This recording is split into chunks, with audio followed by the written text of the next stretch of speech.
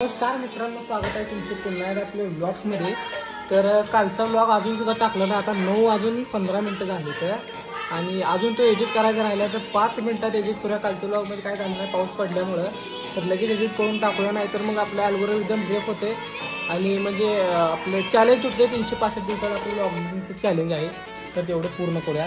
मित्रांनो, सकाळी आपण ट्रेड घेतली होती तर ती प्रॉफिटमध्ये आहे आता सध्याला, तर आपण लवकर काय एक्झिट मारणार नाही। 2 वाजले आता मार्केट बघून तर बघूया, जेवढं प्रॉफिट होईल तेवढं बुक करून टाकूया। आणि बाहेर आपले JCB आली, ती गटाराचं काम चालू झालेलं आहे आपल्या गावामध्ये। बाहेर तिकडे जाऊया, आता दाखवतो तुम्हाला कसं काम चालू आहे।